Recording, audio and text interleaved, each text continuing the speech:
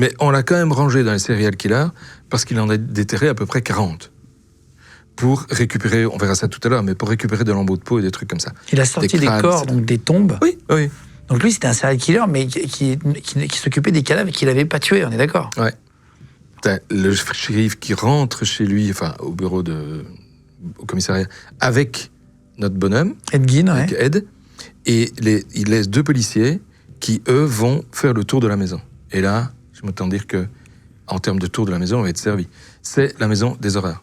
Il commence par la grange, qui est ouverte, et il trouve le cadavre de la dame que l'on cherchait, suspendu par les pieds, l'abdomen ouvert et plus de tête.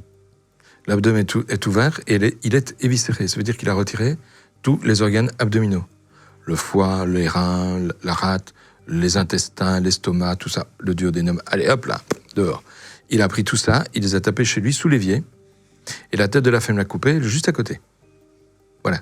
Donc quand ils arrivent, ils voient ça. Pour des policiers qui sont dans un petit villette, qui n'ont jamais eu un meurtre de leur vie dans leur carrière, je m'entends dire que ces images, et même de toute façon chez tout le monde, hein, ça reste très gravé, mais pour eux c'est encore pire que pour n'importe qui d'autre. Ils s'attendaient absolument pas à ça, quoi. Absolument pas. Puis on fait le tour de la maison, on trouve des morceaux un peu dans tous les coins, et surtout, et quand je dis un peu dans tous les coins, c'est justement parce qu'il en fabriquait des meubles. Avec les peaux des cadavres, il fabriquait des tentures. Des rideaux? Des rideaux, oui. Oui, on dit rideaux en France.